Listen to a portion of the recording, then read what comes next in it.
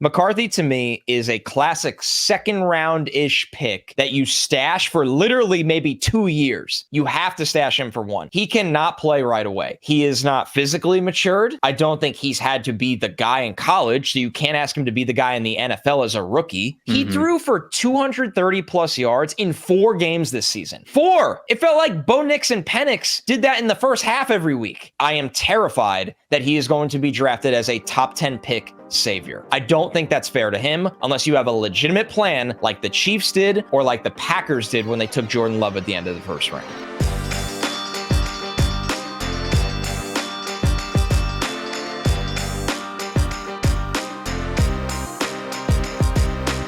Welcome to the opening bell of the NFL Stock Exchange podcast. I'm Trevor Sikkema. That is Connor Rogers joining you guys for a very special ranking episode, the one that everybody's been waiting for. Just kidding.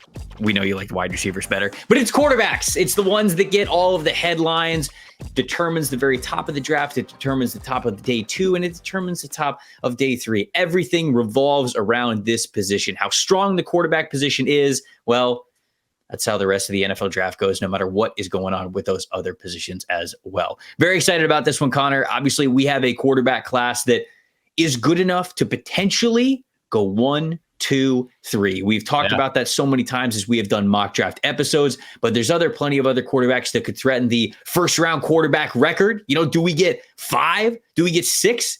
Do we get 7 in my best LeBron James voice with the Miami Heat?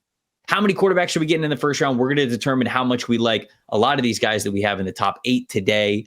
I'm very excited to break it down with you. How you doing, my friend? I'm good, man. This is one of those where it almost feels like it got away from us because we talk about these guys so much anyway that you look back and you're like, wow, we actually never did the quarterback episode where of course we do summer scouting every single year, but that's a long time ago now. I mean, a really long time ago now where things have changed. Some guys have gone back to school. Some guys had good seasons. Some of it went pretty close to how we expected it to. And it'll be fun to, I think more importantly than rank these guys, actually talk about the areas that they're succeeding at and the areas they need to grow at, because there's probably no position more than quarterback that the growth area evaluation part is so vital. And I think it's something that you just naturally get a little better at year after year because you learn from your misses, right? That's how it's gone for me. This is the hardest position, I think, to evaluate in terms of success rate, because there's so much you also can't see.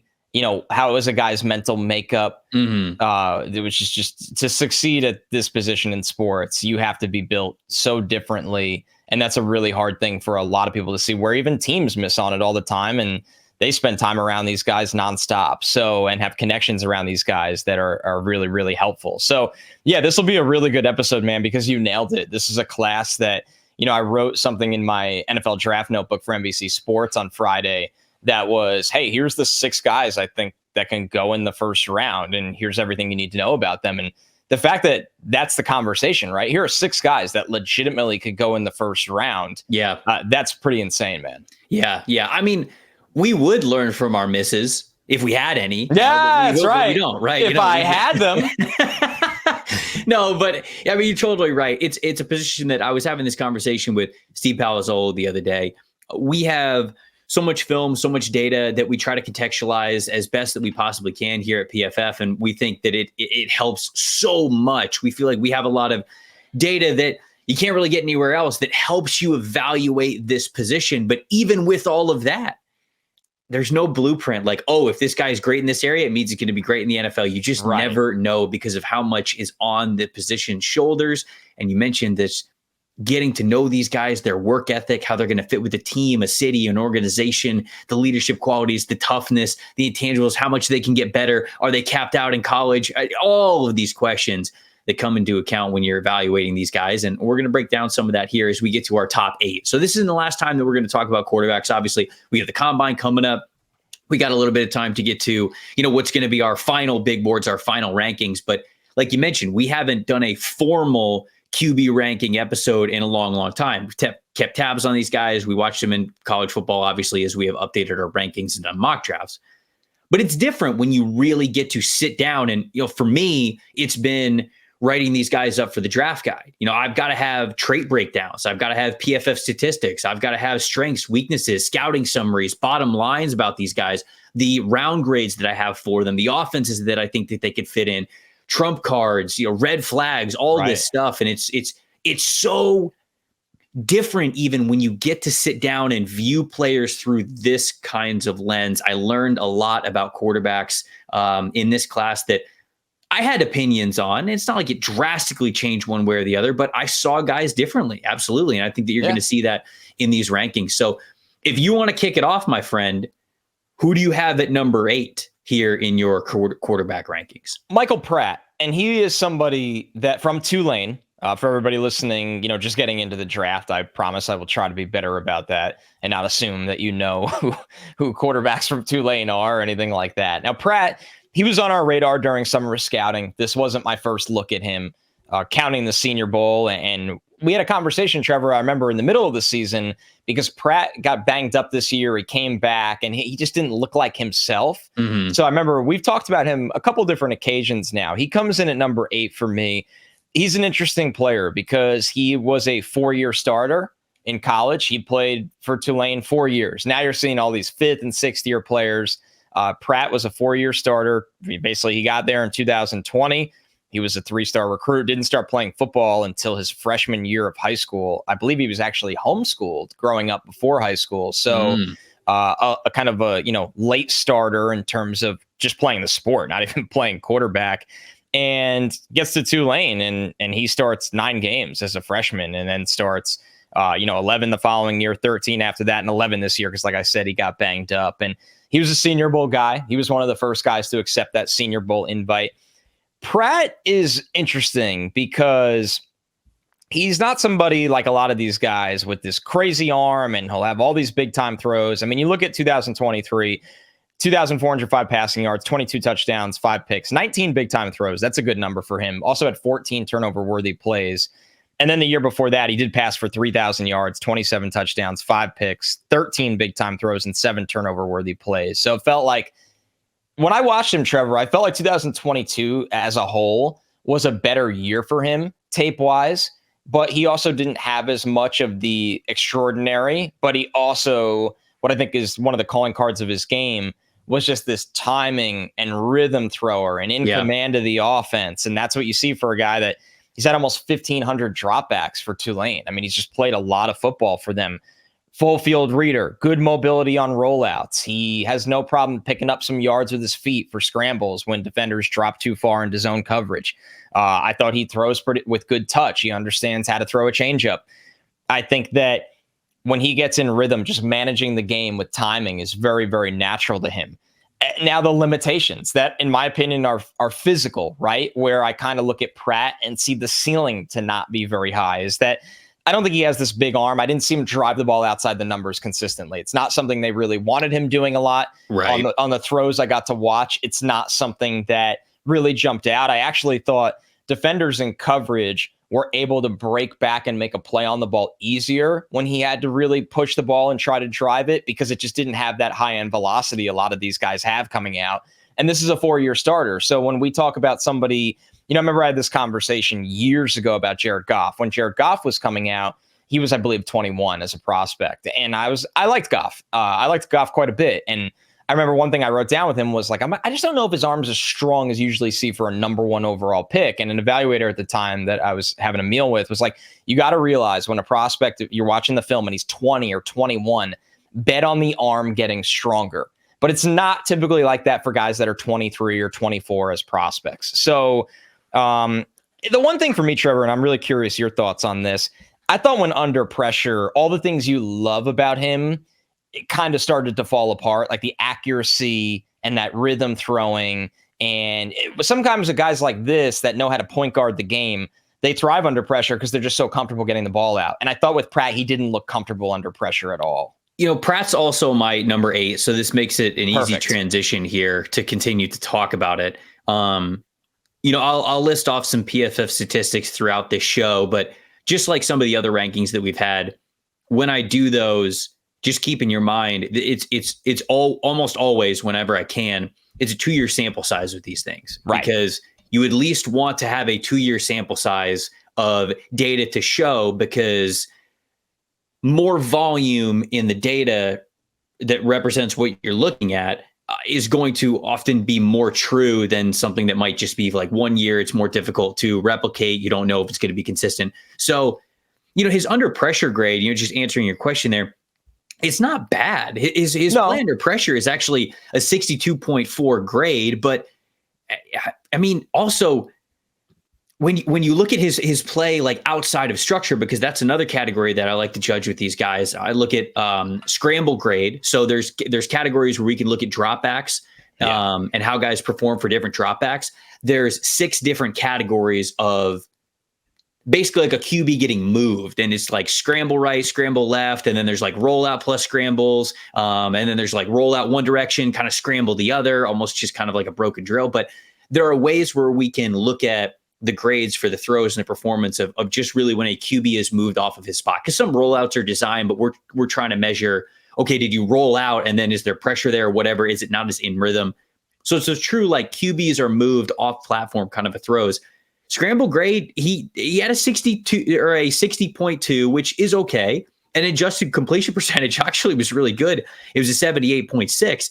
I think too, what you're talking about with Pratt though, and what makes his evaluation a tricky one for me is he was a very different quarterback after he hurt his knee. Wildly different. Because there are games, and I like we've said before on this show, when I evaluate guys, I will watch the previous year, and then I will watch obviously the year that we just had, because you want to see progression. You want to see, okay, did a guy get worse? Did he get better in certain areas? Pratt's 2022 film, there's a handful of really nice games from him. And that first game of the season this year, I think it was South Alabama is who they were playing. Dude, he was damn near perfect. He had like a 95.0 PFF passing grade. It was unbelievable. It was an incredible performance. Layering throws to the sideline, over the middle of the seam, deep ball passes, rollouts in the pocket. Like, he was an assassin. And then on one of the very last plays of that game, he scrambles. It takes a weird hit, misses some games because of a knee injury, and he just didn't look the same. Yeah. I don't know if it's because he didn't trust the knee or what. It wasn't his back knee that he hurt. It was his front knee, which, not the plant one, right? What'd you say? It wasn't the plant leg. No, right? It wasn't the back leg. It wasn't the drive leg. It was more, but it was sometimes I've heard guys say that when you hurt the front knee, even though it's not the drive knee, the back foot, sometimes that makes you a little bit more skittish, because that's the knee that's closer to the line of scrimmage. Like, it's closer to pressure. So I felt like he didn't climb the pocket the way he needed to. He didn't follow through the way he needed to. He wasn't as tough in the pocket. I think because of that, you saw some just very head scratching misses from him after that injury. And the reason why it's tricky is because for some of these guys, we have measurements already. If guys went to the Senior Bowl or the Shrine Bowl, we have their measurements, so we don't have to wait till the combine. Pratt, you mentioned, was at the Senior Bowl. Pratt measured in about 6'2.5". That's 43rd percentile, 216 pounds, 31st percentile. But here's the issue: 9-inch hands, flat. That's 8th percentile for NFL quarterbacks. And his arm length is 30.5. That's not that big of a deal for what I'm talking about, but just to give you guys the numbers. 9-inch hands are small hands. And there are times when that ball flutters on him a little bit. Oh, yeah. And I think it's because he does not have big enough hands to truly grip the football. And when he can throw in rhythm, like you mentioned, I think everything's kind of married up very well. And he can still throw a tight spiral with good, clean mechanics, because I think he has really good mechanics. But there are times when he just misses. And I wonder if it's, was it the knee? Or is it because the hand size is really hindering how much control you have over that ball? So he does a lot of things well. I agree with you. When he's playing in rhythm, in timing, in structure, really good quarterback. You mentioned the touch throws. It's one of my favorite things about him that I noted. Really nice touch throw. And that's not the case for everybody in this class. Some guys really struggle to take some juice off of it. I like how you put it, throws the changeup really well. So I agree with you. There's a lack of velocity. There's a lack of distance that you can get from this guy. But he could play point guard for you. When you look at that 2022 tape, that's a point guard type of a quarterback. Talk about guys like Brock Purdy's the easy example that's on the top of everybody's mind. And I don't mean this to say like a massive insult to the kind of year that Brock Purdy has had over last 2 years, really. But that's kind of what you're talking about here. He is a big time facilitator. And that's sort of the mold that I see with Michael Pratt. So I ended up giving him a late 3rd round grade. That's what I've got with him off of film. And, when it's quarterback, you sometimes get picked a little bit higher. But to me, I saw the same physical limitations that you did. But ultimately, I just still have that question mark. Did you have the accuracy issues throughout 2023 because of hand size, like lack of literally physical ability? Or is that knee really bugging you all year long? Because in that first year, like I said, that first game, you looked damn near perfect. And since then, it just wasn't the same. So he's a little bit of a tricky eval for me, but I ultimately came up with a late 3rd round grade for Michael Pratt. He reminded me a little bit of Jake Browning in a way. Same build, same style of play. They ironically both have those 9-inch hands. So if you're looking for somebody that not only has hung around the league for a while and will be a backup in this league for a long time, but had some successful moments when he filled in for Joe Burrow this year with not much expectations. I think that was something that, came up while watching Pratt. I was like, I feel like I just watched someone a little similar this year. And I was like, definitely how Browning plays as well. So, and Pratt's going to do well for himself. I think Pratt's going to be a 3rd or 4th round pick in this draft. Yeah, I really do. That's basically where I had his film grade. It was a late 3rd. It was kind of teetering on that like 4th round, 3rd round kind of a numerical grade that I came away with film. So who you got at number 7? Spencer Rattler. I don't know if there's much of a surprise here. Are you higher or lower on him, or right there? So I have Spencer at 7. I do have Spencer at 7. Your brain kind of twisted into a pretzel for a second because him and Penix are extremely close for me. Wow. Okay. Him and Penix are extremely close. And there was a point where I was kind of going through quarterbacks where I actually had Spencer a little bit higher than Penix just because of some limitations that we'll get to Penix. Do you think I would leave the show? That's why? Yes, I felt like you were going to quit the show, and I don't need to go out and hire a podcast co-host with 2 months until the draft, so I didn't need that. So I ended up but these guys have very, very similar grades. They're different players, which we'll get into, but I also have Spencer Rattler at number 7. So go ahead. I enjoyed watching Rattler because he's just had such a long, windy road. I mean, he's going to be, and this isn't a good thing, but it's an interesting thing. He's going to be 24 on draft night. So he turns 24, I believe, at the end of March. He's had beer. Yes, 100. We think he might have had 1 beer. The over-under is 0.5 beer. We'll see where it's at. He's a smaller guy, stature-wise. He's, I believe 6 feet tall and an eighth. An eighth. Yeah, right over 6 feet. Weight's fine, 219. He's, filled out. So this year, there are 3,183 passing yards, 19 touchdowns, 8 interceptions, 12 big-time throws, 11 turnover-worthy plays. Not numbers that pop out at all in any kind of way. When you watch this offense and this team, you genuinely have some sympathy for Spencer Rattler. I believe I read they started 10 different offensive line combinations. Brother, I looked it up and did the math. He was pressured on almost 40% of his dropbacks. Yeah, it's 38. It was like I think I came up with like just over 39%, but whatever. Okay. Like it's close. I don't know. I might have had a filter clicked on or whatever. We're always a hair off. I feel like one of us has a weird filter on. I had 38, but the point stands. It's insane, by the way. 40% of his dropbacks, not just this year, over the last 2 years. Yeah. It was a massive issue. I mean, to put it in context, that was a big thing we talked about Will Levis last year. I mean, Will Levis barely stood a chance on so many different plays.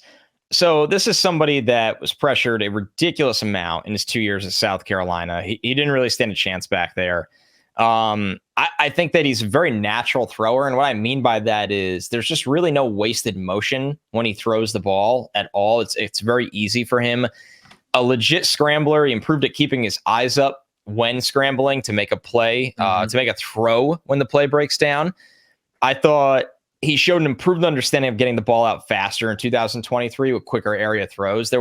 He got a little out of that, just hunting a huge play, because I think he just had the awareness around him that they didn't have that kind of offense where it's like, you know what, I got to get this ball out in the short area with accuracy and give my guy a chance to have a catch and run ball rather than just hunting these intermediate and deep areas of the field over and over again. And speaking of the intermediate area of the middle of the field, this was where he throws at a lot of velocity. This was a really promising number that stood out for me this year. In 2023, in that 10 to 19 yard range in between the numbers, 30 for 44, 68.2 completion percentage, averaging 11.4 yards per attempt, 4 touchdowns and 1 pick. He was very accurate. He threw with anticipation in the intermediate area of the field, which surprised me because for a guy that's about 6 feet tall, and I thought at times on the field in Mobile, I didn't think he was seeing things that well that first day of practice, and he got better as the week went on. On tape, he's fine seeing things in the middle of the field. I didn't really think he got lost too much. And when you talk about the lack of big-time throws this year, only 12, this is a dude that had 32 big-time throws for Oklahoma in 2020 and 21 for South Carolina in 2022. The arm talent's very evident.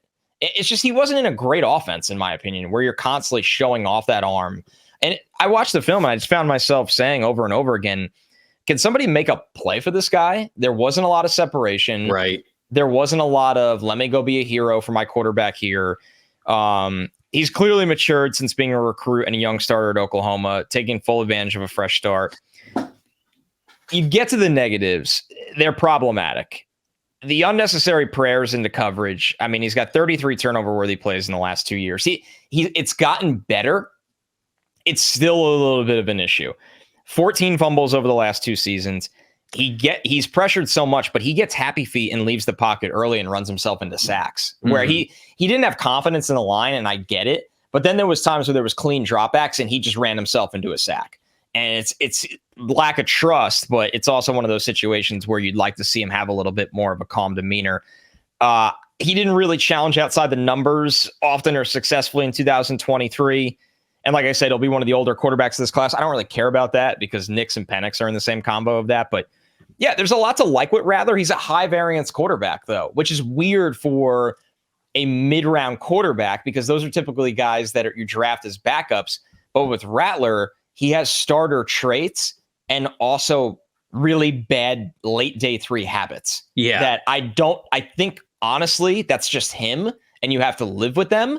But you will fall in love with the tantalizing play. And as he's matured, it gives you hope that it is steadily going in the right direction. Yeah, I see him decently similarly to you. And this is a prospect that's tough for me to quit because of context, right? I felt I was actually lower on him when he was at Oklahoma with better stats and more big time throws and things like that, because I was like, okay, you're kind of playing in a gimmicky offense. There's no defense in the Big 12 when he was basically at the Big 12. Lincoln Riley was, cooking up stuff that was taking advantage of inferior defenses and inferior coverage. And Rattler was able to just kind of sit back there, no pressure, unleash a pretty big arm. And there was no real translation to what we saw at Oklahoma to the NFL level. Now, all right, everybody, calm down. Don't use that as ammo against Caleb Williams. It's different. We'll get to Caleb Williams later in the show.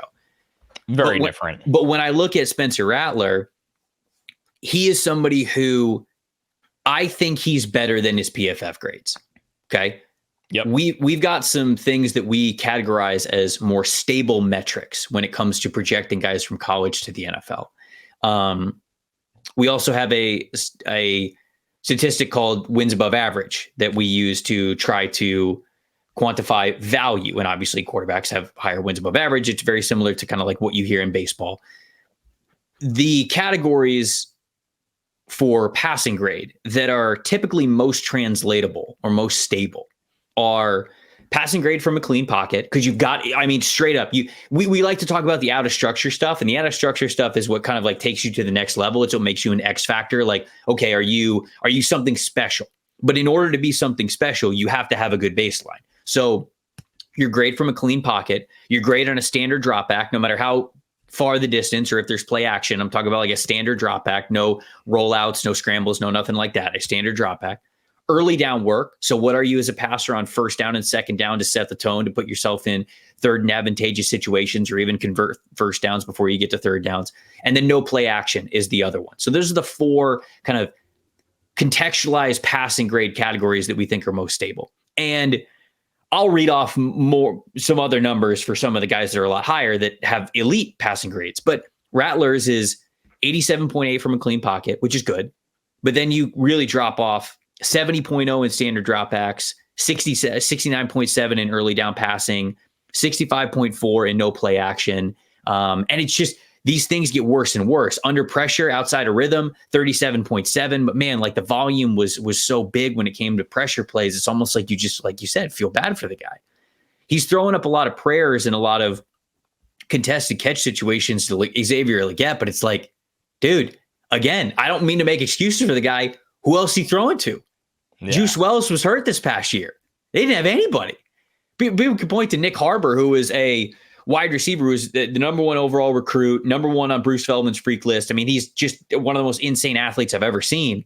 But he's a true freshman. You go watch Nick Harbor's reps, you go, this dude's got no idea what he's doing. No, they're just out there. They didn't know if Nick Harbor was going to play defensive end or wide receiver, basically, before this season. So there's no polish crazy to what he has going on. So Rattler, not only did he not have an offensive line in front of him, he didn't really have anybody to throw to other than Xavier Legette. So all that is kind of context there, because I know people kind of freak out when you say Spencer Rattler's name.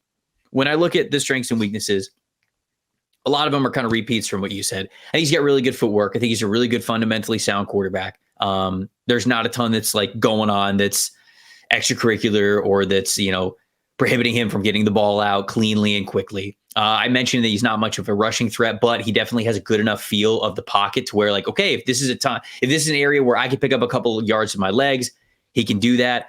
His pocket presence definitely much improved from the Oklahoma days. I think the feet are lighter. I think he's constantly looking down the field, but he does have a high sack rate. You mentioned the fumbles. It's something to be conscious of. Not afraid to attack over the middle of the field. I had that noted as well, and I think that's a huge plus. Yeah. The weaknesses. The accuracy is good, but the ball placement, definitely not at like an elite or special level. He's almost exclusively a shotgun quarterback, which is okay in today's NFL. Eat away a bit. A lot of these guys are basically shotgun players, but worth noting. I think the arm talent is adequate, is good. I don't think it's crazy special like some of the other guys that we're going to talk about. This is one area that I think that he needs to practically improve on. When he threw a lot of his turnover-worthy plays, it was because he struggled to see additional coverage defenders. So like linebackers, safeties, beyond the primary defenders, he could see pre-snap. He could say, okay, I got my slot guy right here. I know that he's running somewhat of a slant or something over the middle. The corner's got outside leverage on him, so now he's got a free release to the inside. I'm going to hit this guy because he's going to get quick separation. And he'll identify that, and he'll throw the ball, and oops, the linebacker just undercut it. There he was, didn't even see him. And I think that happened a couple of times where he is getting better at identifying coverages pre-snap, but he needs to continue to evolve to see the entire defensive picture, and I think he could possibly get there. Overall, I think that I agree with you. I gave him a third-round grade because I think this is a player who is improving. Contextually, you can I don't want to say like make excuses for, but there's reasons why he struggled beyond just his limitations, though he has them. And I think this is a player that is continued to get better. And he shows starting traits. I think that's just the easiest way to say it. I'd take him in the third round because I think he could potentially be an NFL starter. So that's probably where I would draft him. So that's Spencer Rattler for me. Yeah, wild ride, Spencer Rattler's career. Wild ride. And it was definitely different than I expected when I watched him, to be honest with you. In a mostly good way. Yeah, dude, Jim Nagy said this before the Senior Bowl. He's like, Spencer Rattler's way higher on team boards than I think a lot of media people are. And it seems like media people just said, oh, yeah, Spencer Rattler, he's bad. Was bad at Oklahoma, got run out of Oklahoma. He's played at South Carolina. You look at the middling stats that he's had over the last couple of years. And if you don't look at the context and you don't really look at the film with him, it's understandable that everybody would come away with the same conclusion. But he's not just his statistics. He's not the same quarterback he was at Oklahoma. And again, I think the NFL is going to draft him somewhere at the end of day two. That's what I feel like. I think so too. I think, and that's pretty parallel to where I have him film grade wise. Yeah, so, me too. What do you got at 6? Do you want to do 6 since you already said it? Oh yeah. So, so I'm assuming you have Bo. I do. Okay. All right. So Sorry that I was zoning out. I got a call from my building to open the main entrance. You know, you get like a delivery and just it's like, just you personally. it's really weird. It trips me up every time I think it's a spam call. I thought you were the overlord of the building. That would be sick. Yes, you may enter. No, you may not get your food. Your delivery. Do you have Penix at 5? No. You're going to be I think you're going to be very surprised by my quarterback rankings. That's a teaser in the biz, folks. You got to stick around. All right, you got Penix at 1. 8 and 7 was a pretty soft landing. Yeah, it was. I do have Knicks at 6. Okay. Should we talk about Penix now then? Sure. We're talking about Knicks now. All right, we'll talk about Penix now. It's fine. So Michael Penix Jr., who I'm going to sound like a massive hater, and I truly hate that this is the case because I love him. Like even going back to the Indiana days, we've talked about him pretty highly on this podcast for what he can do as a passer. We do have some measurables for him. So he's a redshirt senior. He was a 6th-year player, right, this past year?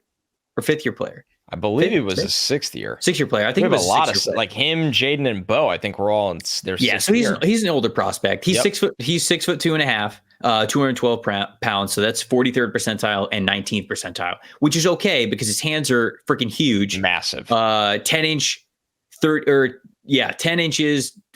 Wait, okay. Come on now. 10 5/8. Oh, it's 5/8. I think so. Trying to find it here. No, it's 10 3/8. 3/8? Okay. 93rd percentile. It doesn't matter. It's in the 90s. And then 33rd and 5/8 arm length, which is 94th percentile. The guy's got vines. Put him at edge rusher, folks. If it doesn't work out at quarterback. There you go.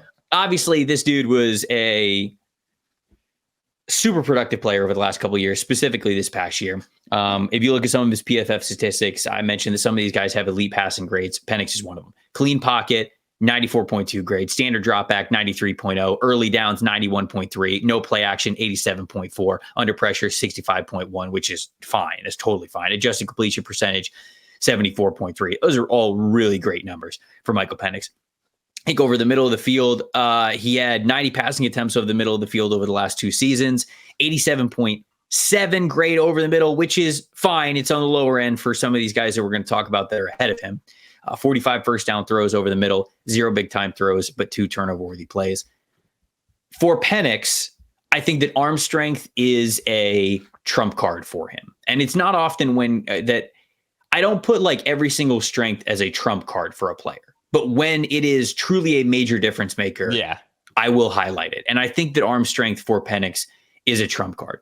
He has NFL starting caliber NFL arm strength in both distance and velocity, which is not always the case for guys. Sometimes they just have the ability to put a lot of air under it, really good understanding of trajectory to be able to get the ball downfield in rhythm and with good timing with his receivers. But that doesn't mean that you can rip it over the middle in between coverage.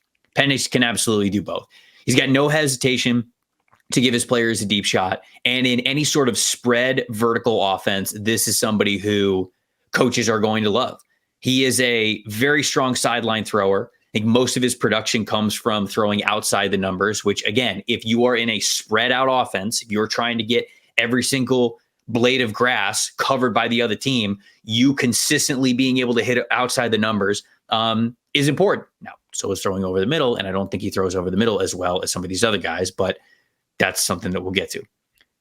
Some of the negatives that I have with Penix, because what I mentioned is what made him one of the most productive quarterbacks in the country.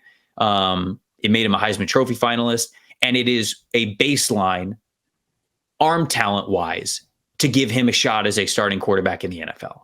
But the long arms require a much longer sidearm windup when it comes to getting the ball out of his hand, just naturally from having longer arms.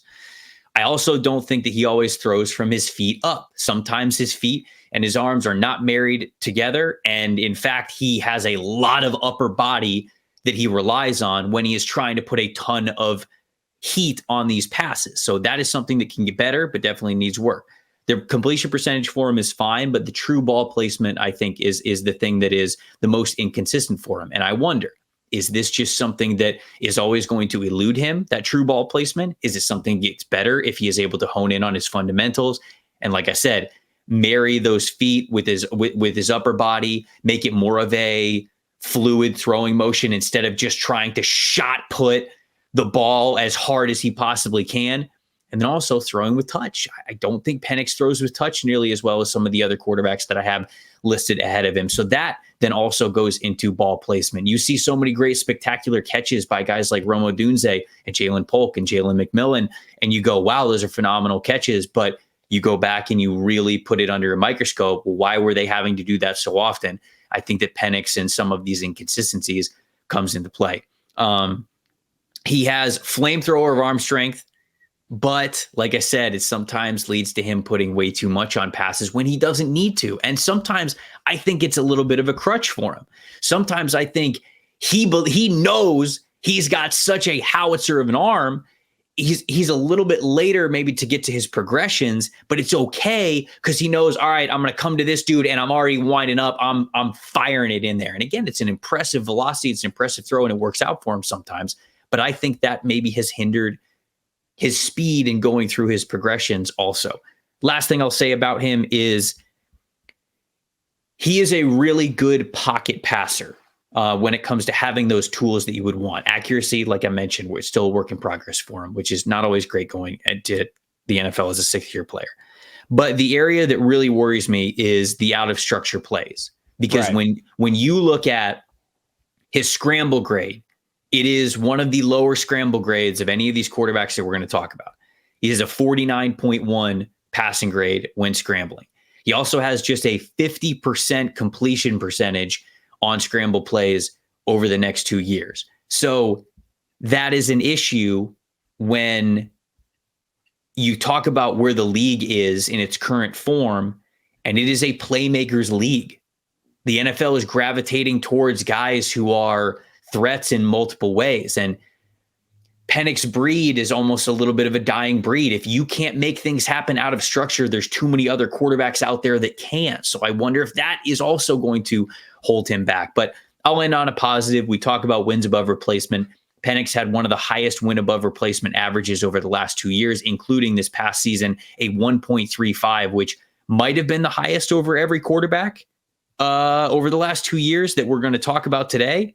I think the only one that might have been higher was Drake Maye's 2022 season. But other than that, man, Penix brought a ton of value to his team despite some of the inconsistencies. I just wonder if at his age, and I don't really care about age, but for as long as he's been playing college ball, are these inconsistencies and issues going to get better in the pros? Because if they don't, those are issues that can genuinely hold him back from being a long-term starter in the NFL, like his arm talent tells you that he would be able to achieve. So that's where I saw Michael Penix. Kind of gave him that early third, late second round grade on film because of those inconsistencies that I saw from him. Okay. So I had Penix at number 3. All right. In this draft. Let's talk about it. I think he's the best pocket passer in the draft. And I agree with you that the league has definitely migrated to dual threats, but I don't think the pocket passer is lost. And I think you just have to be really, really good at it where you're not relying on out of structure very often. And I thought that was Penix. I do think that he's a better athlete than he gets credit for. I think that a lot of the out of structure fell out of his game after he had significant injury history at Indiana. I mean, you watch those games, he's moving around very differently. He was much more mobile when he was at Indiana. And that's a fair thing to factor in because the injury history is what it is. Like, it exists. It's a huge part of this process for him going into the NFL Combine. I wrote down throwing motion, like this is in the negatives. Throwing motion is funky, unorthodox. We saw eye to eye on that. I think sometimes he took some unnecessary chances in the red zone. When he changes arm angles, the accuracy isn't the same, and just that he's not going to factor in your run game very much. Mm-hmm. But what he's good at, just the howitzer of an arm, the injuries have not impacted his unique tools. That arm is every bit as good as it was before he got hurt. And I think he knows how to reset the pocket. But I think with Penix, It's a guy that's only been sacked 16 times in the last 2 seasons total. His sack rate avoidance is 99th percentile, I think. He doesn't take sacks. It's him and Bo Nix that are like him and 99th percentile. Yeah. Him and Bo Nix are phenomenal at not taking sacks. And I think for a long time, the narrative was they both play in behind a good offensive line and a good offense. Those numbers are too good for it to not be on the quarterback as well. It's just, they're too low. That's insane. Yes. The offensive line will make mistakes. Credit. Yes. It is to their credit. It's how they see pressure before the snap. It's how they react to pressure. Penix's field awareness on 3rd and long is tremendous. He always knows where the ball has to be and when to get it out. I think that his ability to throw outside the numbers is elite. Like, it's not good. It's elite. I mean, this year, 37 of 60 for 571 yards, 7 touchdowns, and 2 picks, where he's just driving the ball. And I saw what Grubb, their offensive coordinator, Ryan Grubb, who's now the Seahawks offensive coordinator, what he was able to do in building this offense was threaten the entire field in a way that not a lot of college programs can. Mm-hmm. The defense had to account for every blade of grass, whether it was the deep part of the field, whether it was the intermediate outside left, intermediate outside right. I think he's fine throwing in the middle of the field. I don't think it's the same as him throwing outside the numbers, but what he can do to pick you apart from the pocket is, I think it's the best in the draft. I don't think he's the best quarterback in the draft. I don't think he has nearly the most upside. Obviously, I have him 3. And when we get to number 4, there's also areas of his game of why he could be ahead of Penix. But I just look at him and think he's so smart before the snap. He can make, I mean, he had 43 big time throws. No, and the tape is like, I am not trying to take anything away from him with those. I mean, he just makes throws that guys cannot make. He has consistently. The inconsistencies for him are clearly more of an issue for me. I don't know if this changes with him, because if you take him as he is, it's just my opinion. If you take him as he is and put him in the NFL, I don't know how long he lasts right now. Like, he has to get more consistent with ball placement and accuracy, and he can do, like, he can read the field, he reads coverages. I think he's a smart quarterback. I really do. But it's simply just getting the ball exactly where it needs to go, basically in a football size window. We've seen that to be the best, to be a top 15 quarterback. And that was kind of my bottom line. We're talking about him as a good quarterback, and I'm basically comparing it to if you are projecting him as a potential top 15 quarterback at so top half quarterback of the NFL, right? That's what you want to have. I think those inconsistencies just need to get better. And I'm a little bit more worried about them than you are. Yeah. However, it will be very difficult to quit his arm. Like, right. It will be like, let's say the world exists where Penix goes, I don't know, late 1st, early 2nd round. Right. He's with the team for 3-4 years. Maybe he starts right away. Maybe he doesn't. But let's say it does not work out with that team. Penix is somebody who will absolutely then get picked up very quickly from another team, because even if he was inconsistent at one spot, you can't teach the arm strength that this dude has. So he is somebody who will get multiple shots in the league if needed because of that. But yeah, I am, like I said, I'm a little bit worried about the inconsistencies for the reasons. I think with Mike, I'm impressed with how he got his production. Like, it's the NFL way, pushing the ball. It's definitely, yes. I mean, his pass the sticks rate and his air yardage rate, I think is extremely impressive. 100%. I mean, his ADOT at pretty much every level. Obviously, a huge chunk of his yards is from 10 plus and 20 plus. I mean, he had almost nearly 1,700 yards on deep throws. He's just it's a Nerf howler out there. So, but he's not going to be for everyone, and he can't be for everyone. He can't go to a system that is built around the quarterback run threatening to open up the pass. I think he is a traditional drop back passer, that can still make plays when the platform moves, when he has to readjust and has to reset the pocket. But it's just a lot different than what we're accustomed to seeing right now. I mean, you look at like Penix. Penix is going to fit, in my opinion, with Kevin O'Connell, Sean Payton, obviously his offensive coordinator that had a ton of success with him in Seattle. And then Ryan Grubb in Seattle, right? In Seattle. And then see, I would really like that. Yeah. I don't think he's gonna go to the Vikings with a top 12 pick, but that's the spot where I would feel really good about him moving forward. Oh, I mean, Seahawks don't have their early second round pick because he traded it for Leonard Williams. Yeah. It's going to be interesting. I know I'm going to be higher on. I'm going to be higher on him than consensus, and I knew this a long time ago. Oh, you're high, all right. No, for me, my quarterback, I had the tiers as my QB1 is in a tier, my QB2 is in a tier. We can do tiers at the end. Yeah, so like there is a gap here, but yeah, he was QB3 for me. Okay, and he's QB6 for you. Yep. But where's Nick's for you? 6. Okay, Nick's is 5 for me. So we can have the Bo Nick's conversation here. So, you want to talk about Nick's? Sure. I'll be a little quicker on him because I would like to hear from you. I know you've liked Bo for a while. Yeah. Nick's is fascinating because he's really rebuilt himself at Oregon, and that's been the story of this quarterback class. Is guys rebuilding themselves through the transfer portal. He had just an incredibly efficient year.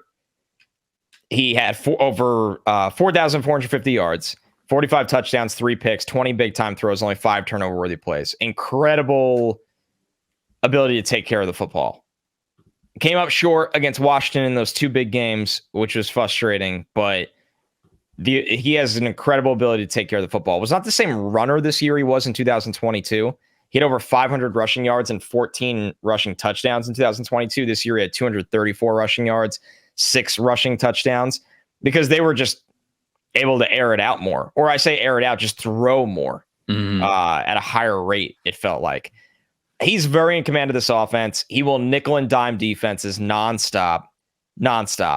His internal clock is very, very good. Once again, him and Penix do not take sacks. The internal clock was great.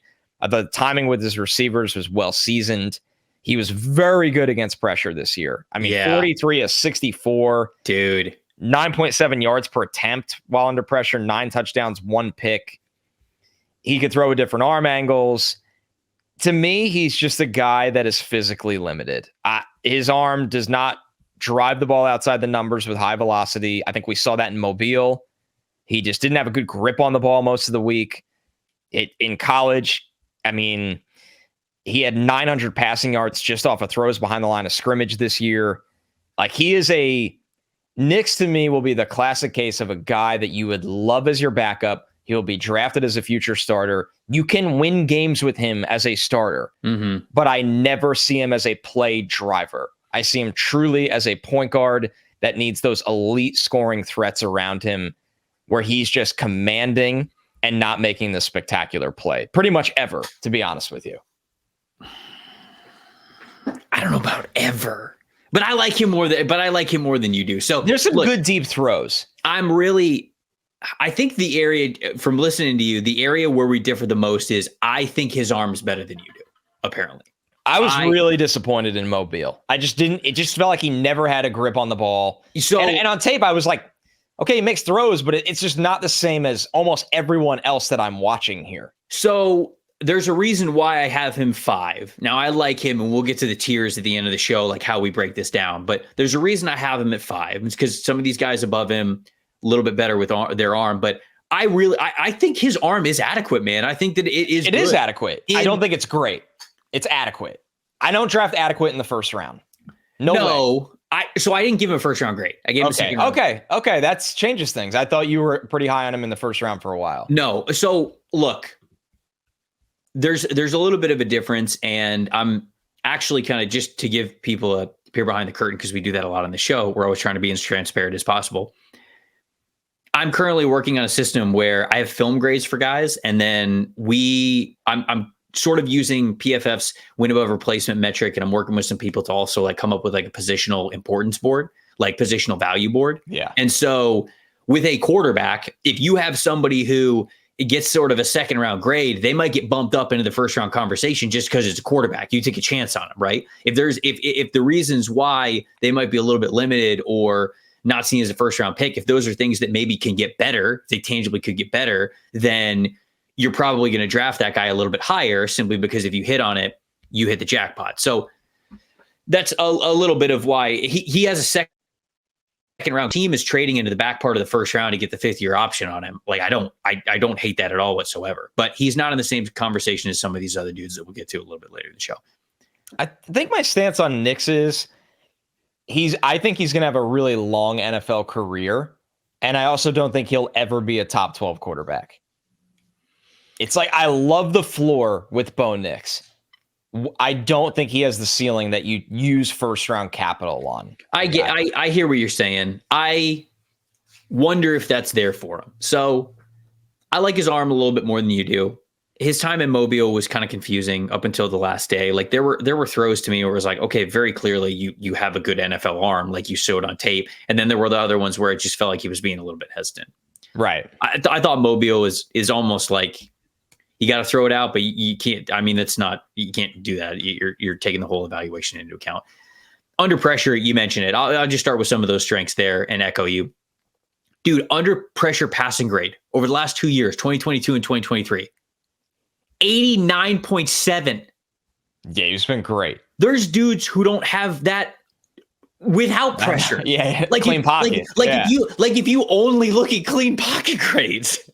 Right. Dude, just under pressure plays, he's played well. And so that to me is such a reflection of his high understanding of defenses, because something that, as I was going through his film recently for all of this, really impressed me is that when he was pressured, it's like, now we'll get to his progressions and his primary reads in a second, but it's like he was looking at his primary read and pressure came a certain way. And he immediately whips his head and goes, okay, if pressure's coming from this way, they're weak here. I'm immediately looking here and the ball is out. And so many times it was the right decision. And that is very valuable to know and understand. Look at what happened now. Patrick Mahomes comp. Wow, look at that, Trev. Look at what Patrick Mahomes did in the Super Bowl. Nix is Patrick Mahomes. Yeah, you heard it here first. Yeah, you heard it here first. Must credit NFLSC when it's inevitably very wrong. You goddamn aggregators. You better credit us for that one. You saw the 49ers try to bring pressure. Like Steve Wilkes tried to bring pressure. There was one third down specifically where it was almost all out stuff. And Mahomes just very calmly went, okay, guess what? If pressure's coming from one way, I'm throwing towards the pressure. Right. Because that's where now coverage is not. And I think it was a I call it simple because he made it look simple. Pop pass straight over where the blitz was. Oops, it's Isaiah Pacheco. Guess what? First down. And it's like, when you can have that understanding of a defense fundamentally pre-snap and post-snap, it's extremely valuable. It's what gives you a 98th percentile avoided negative percentage, a 99th percentile sack rate percentage. And those are good things, folks. You want to be high in the 98th, 99th percentile. And those, it means you're avoiding the negatives often. That is what Bo Nix does. I think arm strength is adequate for the NFL level. I think mobility is a definite plus to his game. I think he's a really nice athlete despite going down in production. I think his feel for the pocket is fantastic. Like I mentioned, the avoiding negatives I think is there. Here are the cons with Bo Nix and why all of that is still not making him for sure, take this guy in the first round type of quarterback. I think he's got a bad habit of fading away from passes when he doesn't need to. He's got the velocity to make up for it, but I wonder if there's a little bit of, he doesn't want to get hit. He doesn't want to hang tough in the pocket. And that's a little bit of an issue. People praise this dude's competitive toughness. So I wonder if it's just like bad habits, but I see him fading away from passes way too much. Hang tough, to step in, deliver that ball, climb the pocket. Yeah. So I wanted to see that a little bit more for him. Here's another thing that I was not expecting to see that I definitely noticed. The feet with him are not always married with his upper body. Sometimes his feet look too heavy. Like he'll start to play bouncing around on his feet. He's ready to kind of go through, flip his hips a little bit. And then as the play goes on, the bounce gets a little bit lower and all of a sudden it gets a little bit heavy. And then that's when you start to see the accuracy really dip because the footwork is not married up with how the upper body is going. It's got to be all one fluid motion, and it starts in your feet. People think about when throwing motion, fundamentals, it starts in your feet. Your feet are where a good throw begins. And so for Nix, I think there are times when his fundamentals look picture perfect, beautiful, but it's very inconsistent. I think that's where some of the inconsistent accuracy will come from. So he's got to figure that out. He's got to get quicker on his feet. I don't mind the quick pass offense. Like a lot of people are saying like, oh, it's Oregon. Like it's just running screens and slants and shit. Like I don't really mind that he played in that offense with such a high completion percentage. But the actual negative to that is I feel as though right now he is too first read reliant. Oregon's offense is very good. It is very efficient. So he is a very confident thrower when throwing to that first read. He has the ability to be great on further reads, second, third reads. He just doesn't have a ton of experience doing it because Oregon's offense was that efficient. The ball is out so fast in this offense. Right. And because it's right. Like they've got great play calls. They're identifying defenses. And it's hard to fault him for that when he completes those passes. And so I don't fault him for it. But a natural negative is he does not have as much experience getting to that second read. And I think that definitely shows up with how he goes about the pocket. So that's my Bo Nix take. I like him. I like his arm more than you do, which is, I think, makes sense why I'm a little bit higher on him than you are. He is somebody who I gave him a second round film grade, positional value included. You're probably talking about him as being worthy of a trade up to that late first round area to get that 5th year option. He's somebody who could start right away, but I'd love to see his lower body fundamentals get fixed, get more consistent. And then maybe, you're starting your second year, third year, or something like that. If you plot Bo Nix into the NFL though, right now, like if he went to a team and had to start this next year, I think he'd be all right. I don't think he'd hit the ground running, but like second half of the season, I think that we would see a good player. I don't think he wouldn't look lost. Right. So that's my Bo Nix take. I like him. I think he has starting skills in how he processes the game and in his arm talent. He's got added mobility, but the inconsistencies are interesting, especially when it comes to those fadeaway passes and his footwork not being lined up the way that it needs to. So that's how I see him. So you had him at 5, right? Yep. So at 5, I had JJ McCarthy. All right, I got McCarthy at 4. Perfect. So it's time to have the JJ McCarthy conversation. McCarthy got a lot better this year. I want to make that really clear because we watched him this summer and I was like, man, he's got a long way to go. Everything felt chaotic to me. I thought he played slow. He didn't see the field well. I didn't think he was reading zone coverage very well. He really struggled to distinguish when to take a sack or throw the ball away. I think this year there's a lot of things that we're starting to trend in the right direction. For a dude that, he was a big time recruit, and obviously Michigan wins the national title. Everybody knows the story with Michigan. They were led by their defense and their run game, but there were times it felt like they were hiding McCarthy. But with McCarthy, there is no denying that he has traits. And at the quarterback position, that is so vital. He's tall, but he is not carrying a lot of mass. He's got to come into the combine over 200 pounds, but I don't think he played over 200 pounds, McCarthy. But he's tall. Agree. He's tall. So I don't think he's a small quarterback at all. It's just that it feels like he hasn't physically matured yet. His arm strength, I think, is very good. I think you see the zip on throws to the sideline. I think mechanically, he is very impressive. It's pretty clear that this has been Jim Harbaugh's, project since he got to Michigan, where mechanically it just looks like he's worked with a guy that understands quarterbacks right out of the gate. And McCarthy comes from IMG Academy. So he basically went from college to college is what I'm saying. And you could tell he's been well coached and takes the coaching. Honestly, there's times where him rolling out and throwing, he makes spectacular throws on the run. And he keeps awesome out of structure. The thing with McCarthy, he's not constantly looking to play out of structure. I thought he was a lot in 2022. I think he got a little bit better of when to distinguish that in 2023. And the offense as a whole was better. That set him up for that. But everything mechanically, even on the run, is good. He's not one of these guys that the arm's just floppy, right? You can kind of see the hip the hips and his lower body start to generate power as he drives through with his upper body, even on the run. I just like McCarthy mechanically a lot. Now, the reality is, and nobody can even argue against this part, Trevor, he's just not overly productive because they haven't asked him to be. He threw for 230 plus yards in 4 games this season. 4. It felt like Bo Nix and Penix did that in the first half every week. Right. So, and Michigan won. Who cares? I'm not criticizing this idea or even saying McCarthy couldn't throw for 400 yards if he had to drop back 60 times. I'm saying that we have not seen him do that yet. We have not seen them need to play that way. So he was not the driver of this offense. He did not push the ball vertically at a high rate like the other guys did. He didn't have to. And 2022, I wrote down that I thought deep throws were inaccurate a lot. And then we didn't see him do a lot of that in 2023 where I felt like I got an answer. So in short, McCarthy to me is a classic second round-ish pick that you stash for literally maybe 2 years. What you got to stash him for 1. You have to stash him for 1. He cannot play right away. I think he throws with really good velocity, especially to the sideline. I like his mobility. He's a good athlete. He could throw on the move. He can run.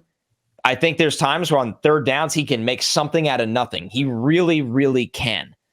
But I think he is not physically matured. I don't think he's had to be the guy in college, so you can't ask him to be the guy in the NFL as a rookie. That's utterly ridiculous. Right. And I still think some of the decision-making, whether it's being a tick slow on things, is just not up to speed. He is your prototype as a day 2 developmental quarterback. I am terrified that he is going to be drafted as a top 10 pick savior. I don't think that's fair to him unless you have a legitimate plan like the Chiefs did or like the Packers did when they took Jordan Love at the end of the first round. We see him pretty eye to eye. I was very impressed with JJ McCarthy's 2023 film after going back to watch a handful more games this season.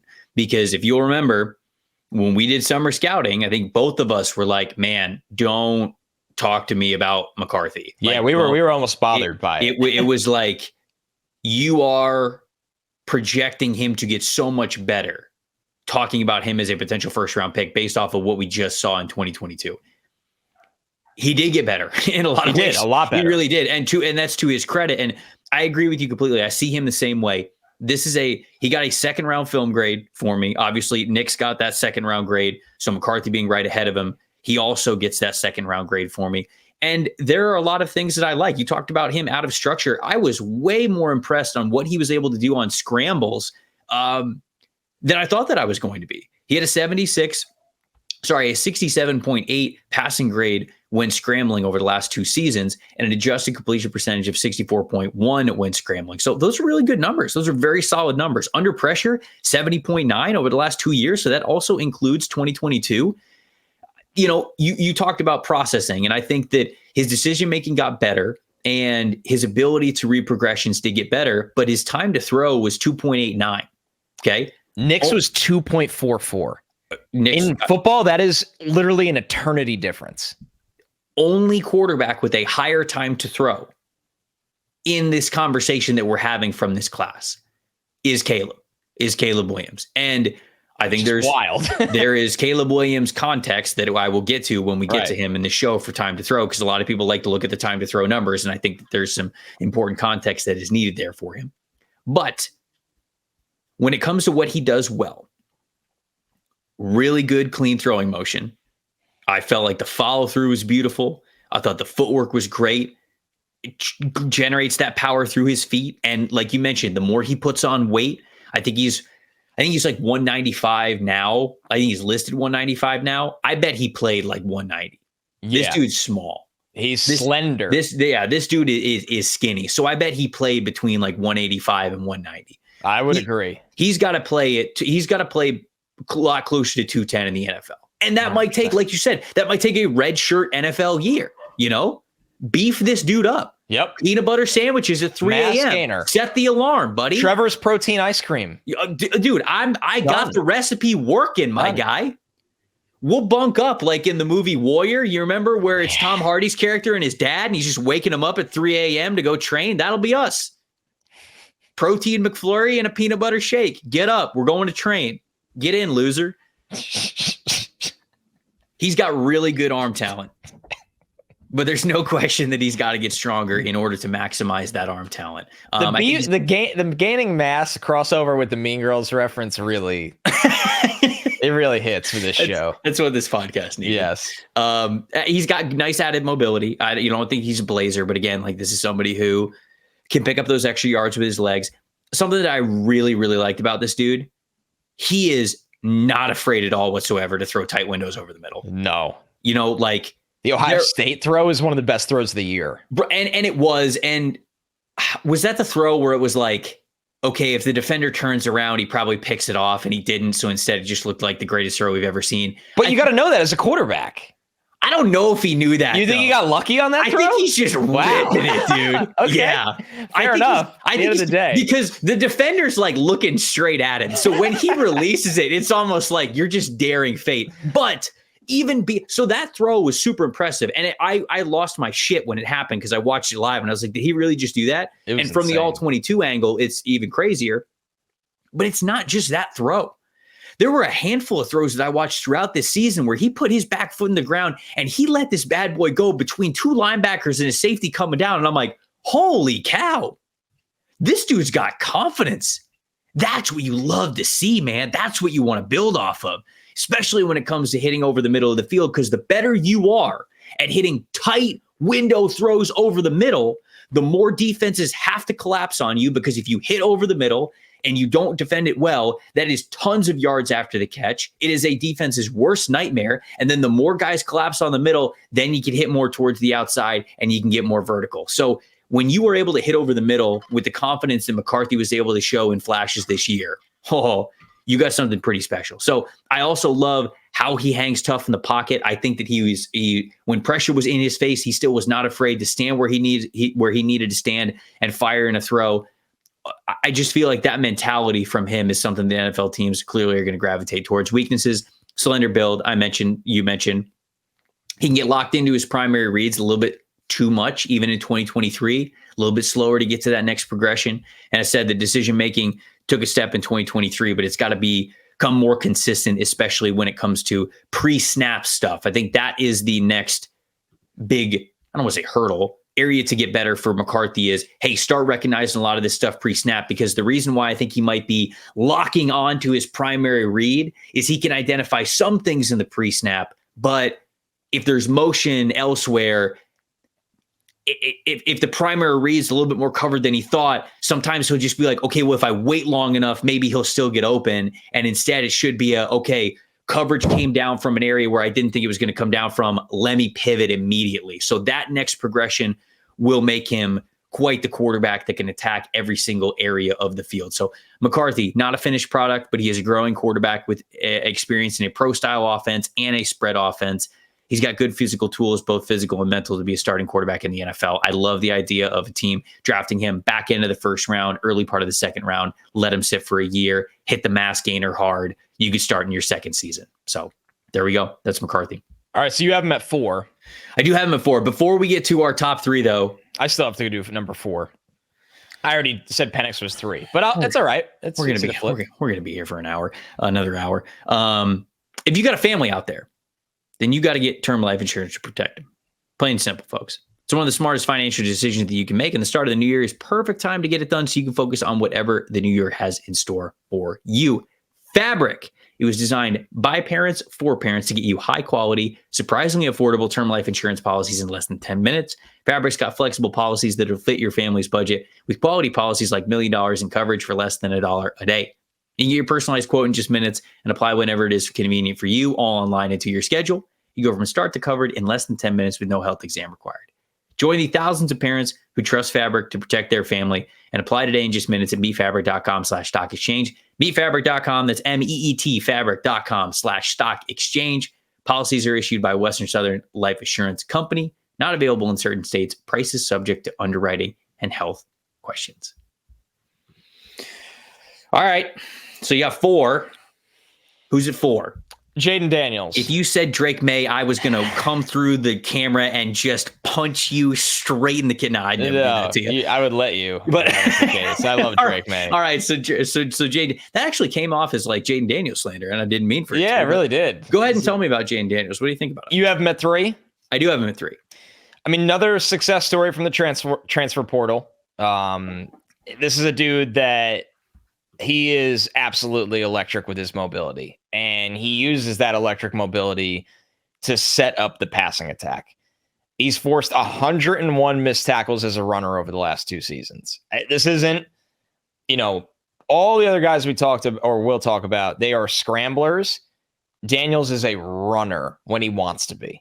A legit, I'm going to keep running. I'm going to make you miss. I am going to get the absolute snot knocked out of me, which is also an issue because you want to talk about slender. I think McCarthy ultimately is going to play at 210. He's really light right now. Mm-hmm. I think this is who Daniels is. I think he's very, very slender. Yeah. He's just a skinny quarterback, not short, just a very skinny quarterback. And what you have to remember with Daniels, in a very different way than McCarthy, Daniels is already 23. So once again, this is probably who he is mass-wise. Now, besides taking some massive hits, and because some people will be like, oh, well, who cares? It was a problem at times, right? And I think that he got flagged for this one, but he got knocked out of the Alabama game, and they lost. And if he doesn't get knocked out of that game, maybe they win. So he's got to protect himself. And I understand that one specifically, I believe, was flagged. So that's different. But as a runner, he needs to protect himself. As a passer, really interesting watch, Trevor. Compact and quick release when in structure. Yep. Snappy, balls out. Yep. Above average touch thrower. Just drops it in at different levels of the field. I think amongst the top group, and this is counting Nix and Rattler, I think he has the weakest arm overall. Like Bo, you're higher on Bo's arm. I thought Bo's arm was adequate, right? It's fine. And Daniel's arm is adequate. Mm-hmm.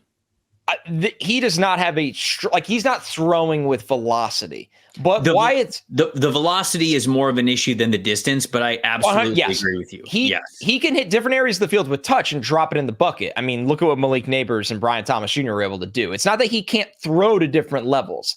It's, am I going to drive the ball in the middle of the field between 2 defenders with high velocity? That's not Daniel's game. Now, why it's a little different for him is that he is such a good runner and creator that he doesn't have to play that way that a lot of other guys do. Mm-hmm. He can just make these ridiculous scrambles that he's not dropping back and driving outside the numbers with velocity all the time. So I think he knows how to maximize his arm as well, which is very important. And that goes back to the bucket throws. I mean, 35 of 55 on 20-plus yard throws, 22 touchdowns, no picks in 2023. Now, let's be real. He undeniably had the best supporting cast at wide receiver. I mean, Neighbors and Brian Thomas Jr. are going to be top 20 picks. I mean, Penix is close, though, because Penix also had Jalen. It was good, very good. I think Neighbors is better than Rome, and I don't have McMillan or Polk in the first round. Right. No. I Brian agree. Thomas is going top 20. Top 20? He should go top. I can't wait for Jayden Daniels being blown away by their receivers. No, you're right. You're right. I didn't mean to. But you're right. No, Penix had really good supporting cast. But I would still vote Daniels. You're right. I don't think I think there's a gap. Now, to Daniels' credit, he also was a part of their success. I mean, a big thing for him, he got better under pressure in 2023. Before that, he was not a good quarterback under pressure. A lot of the numbers were not pretty. It's a small sample size in 2023, which you need to be very, aware of. But he got a lot better under pressure in 2023. He played faster.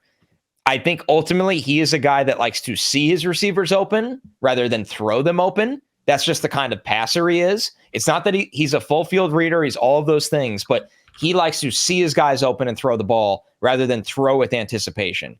I thought Penix did a lot of that. I thought even at times McCarthy did that for a younger quarterback. Not all the time. We'll get to Drake Maye and Caleb Williams here in a bit.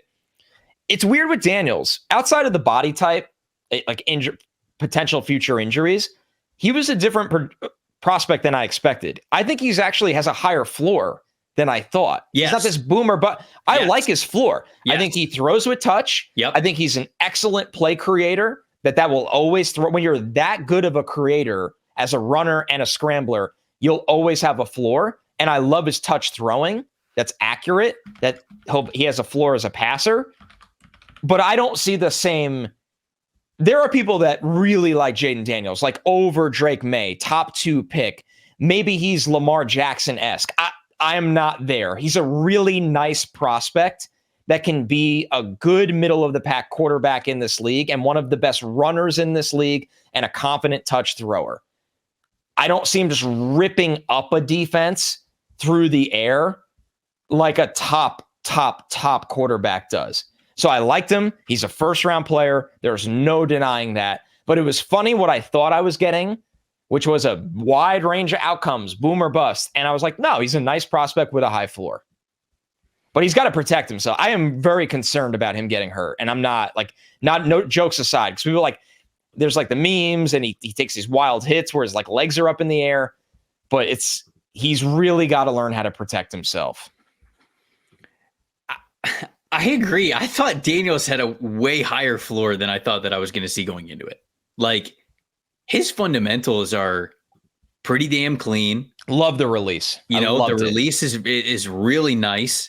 The footwork is fast. It's light. Something I loved about him when he was in the pocket is it's not just that the feet were bouncing. Dude, his hips are I mean, like, he can truly move if he is scanning the field, which I think he needs to do a little bit better job of. He needs to improve that processing. But I agree with you, man. The fundamentals and the rushing ability from Jayden Daniels make him a very high floor type of a player. I talked about how I think Penix is somebody who will get multiple shots at being a starting quarterback in the league. I think the same about Daniels. Now, his style is a little bit different. So, like, if he fails, is the league going to say, like, oh, here's a black quarterback who's a dual threat and he can't survive in the NFL? Skinny runner. Unfortunately, we know that can exist, but it shouldn't for him.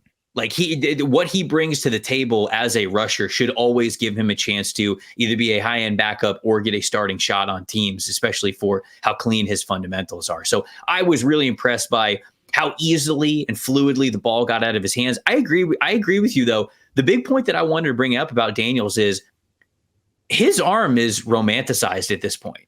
Like, he's got good distance. Clearly, he hits a lot of big shots to Brian Thomas Jr. and Malik Neighbors, but a lot of that is just high trajectory. He's putting it in a basket on these dudes with distance. When it comes to velocity, it's adequate, I think, to be a starter at the NFL level, but it's not way more than adequate. He's not somebody who, I'm not saying that he can't do it. It's just with regularity when it comes to off-platform stuff or seeing things a little bit late, can he really fire it in there with pinpoint accuracy the way that some of these top-tier guys are? I'm not so sure. I lied on the time to throw, by the way. Daniels does have a longer time to throw than who were we just talking about? McCarthy? Is that what we were talking about? Yeah, that's what I thought you were going to say. I was surprised when you said Caleb. Caleb's is obviously extremely high, but so is Daniels. Daniels is also 2.92, so that's a little see bit it higher. Open versus throw it open. Correct. Yes, and I think that goes into exactly what you said there with him. Something that worries me with Daniels, and you highlighted a lot of what he does really well, and I think that what you said about what he does well and then where he needs to get better or what you're worried about, I see a lot of that very similarly. The 1 year of production worries me, and I don't want to take away from it too much because I don't want it to make it seem like I'm punishing a guy for getting better, because I've gone on a lot of shows and said the opposite, where it's like, dude, look at what he was at Arizona State. He was barely even a draft eligible quarterback when he was putting out his tape at Arizona State. He was just a runner, primary read, throw it deep, and then just run again. At LSU, he honed in on being a much better decision maker, and he was last year, but he wasn't really pushing the ball nearly as far down the field as he needed to. And this year, he's put everything together really, really well and became an elite passer and an elite rusher and a Heisman Trophy winner. So I don't want to take that stuff away from him. I really don't. He is one of those dudes who benefited from having that extra year, staying that extra year. And we're seeing that now. But the reality of it is, he's never thrown for more than 17 touchdowns in a single season before this year. He threw 40 this year. Like it's not that it's just kind of like a 1 year of really great production. It's 1 year of a major outlier of production from him, especially in the passing. Right. Different human being. He is a completely different quarterback. And that's why I gave him a late first, early second round grade on tape. Yeah. Because that's what I felt his film says. I'm with you. Now, again, positional value, positional importance, and team scarcity of having quarterbacks that they could go to naturally are going to pump him up the board. If what you're telling me we saw this past year from Jayden Daniels is simply the baseline of how he is going to get better, how he's going to anticipate rather than react, and all that stuff moving forward, yeah, I get it. Talk about him in the top 10 because there's teams in the top 10 that really desperately need quarterbacks, and he's got the potential to be a starter. I think he gives you a really high floor, but he also gives you a pretty decent ceiling as well. I say decent, not great, because I do think that arm strength is just adequate. It's not this crazy great arm like some people have talked about with him. I don't see him on Drake Maye's level very clearly, and we'll get to Maye in a second, but that's kind of how we see Jayden as well. All right, so you had Jayden at 3, I had him at 4, I had Penix at 3, so we can move to the top 2. Top 2, baby. Drake Maye and Caleb Williams. Yeah, but which one's first for you? Caleb Williams is number 1 overall in this. Not number 1 overall in the draft, number 1 in the quarterback rankings. Okay. Did you land with Drake as your number 1 quarterback? I did not. Okay. That was very suspenseful. No, I also have Drake at number 2. So you want to take it away or you want me to talk about him? Sure. I'll start with Drake and then I'll let you start with Caleb when we get there. All right, sounds good. Fair. Yeah, works for me. I mean, absolutely love both these players. With Drake, to me, he's obviously in my top 10 overall players. And the same will be for Caleb. While the other quarterbacks weren't on my last big board, they actually weren't in my top 20. So there's a pretty big difference here. Who, the guys who we already named, or you talk about last year? Yeah, I'm ultimately probably going to have like Penix and Daniels be hovering around the 20 area. And I haven't done a big board in a month or two, but Daniels is probably, Daniels will end up being top 20, I think. He'll be right around 20. I just think there's a big difference for me when you get up to Maye. I agree. I completely agree with you. It was a big difference. Yes. Big body. I mean, he's going to play around 230. He's a big quarterback. He's a really good athlete. He can move the pocket. He can throw on the run. I think he's excellent throwing in the middle of the field. He was 28 of 48 in the middle of the field in that 10 to 19 yard range in 2023. He forced 26 missed tackles as a runner in 2022. Like, this dude can really make plays with his legs. You look at this year, the supporting cast, in my opinion, was not good. And he still had 32 big time throws. Mm-hmm. He only had 9 turnover worthy plays. So what was interesting to me, Trevor, his decision making is an issue right now with Drake Maye, but the bad plays are so bad, or just bad decisions that you're like, oh my God. But then you look at the whole sample size, you're like, he only had 9 turnover worthy plays. So while they are bad, he's not just throwing the ball to the other team nonstop. Mm-hmm. It's just there's a couple on film where you're like, you just can't do that. He's a really young quarterback. He's forcing things. He's playing behind a bad offensive line. He doesn't have a ton of talent around him. Devontae Walker was not able to play out of the gate this season because of the eligibility situation. Right. And even when he came along, he's just not a polished player that was going to be able to step in and dominate. Yeah. No. So, 16 rushing touchdowns over the last 2 seasons. Excellent touch thrower. I think he's really accurate vertically and in the intermediate middle of the field. He can push the ball down the field, and he just understands the timing and how to drop it in. When he's protected, there's a lot of velocity on his throws. He operates from a very strong base. And this is a big quarterback, 6'3", 6'4", 225, 230, generates a lot of power from that lower body. He's very confident. And yes, the confidence leads to recklessness at times, but it wasn't recklessness where I'm like, this dude's going to be a disaster on an NFL field. He has no idea what's going on. Mm-hmm. It's that he's like, we're not good enough. I need to make something happen right now. And I'm probably the best player on the field every time. So I'm going to try. I can live with that when you're 21 years old. Playmaking prowess. so much to like about Drake Maye. It's really the classic young quarterback, makes some bad decisions, needs more playing experience, needs to be careful with cover safeties lurking over the top or throwing off his back foot while he's drifting. But I thought his ball security improved. He fumbled 7 times in 2022. He only fumbled 3 times this year. He did get better at taking care of the football. Mm-hmm. I'm a big believer in him as a passer. I'm a big believer in him as a runner. I think he's a big-bodied red zone threat. He's a dual. When you get inside the 10, it's like, damn, we got to worry about Drake Maye barreling into the end zone, or he could just lay one right into the back pylon. Perfect touch throw. He's an excellent prospect. If I'm the Commanders and it goes Caleb Williams number 1 overall, there's not even a conversation for me. I got Drake Maye number 2. We've been waiting for this. We have been waiting for this. I'm a really, really big fan. I think there's not much he can't do is my takeaway when watching him. I agree with you. What I was going to start this by saying is there should not be any debate at all whatsoever about who goes number 2 overall in this draft. No, and I wouldn't answer the phone to move the pick. There shouldn't be a debate for who goes number 1, I think, personally. And I don't think that there should be a debate of who goes number 2. I think it's very clear 1 and 2 in this draft. And like you said, the Commanders have been waiting for a player like this. Drake Maye is awesome. You mentioned, kind of the speed, the mobility, the added mobility that he had. Remember, this dude in high school, we talked about this over in summer scouting, 3-year basketball standout in high school who averaged 16.1 points and 11.3 rebounds per game as a junior and earned all conference as a basketball player. Okay. So this dude is a true all around dude. And he's got a deep family history of athletes.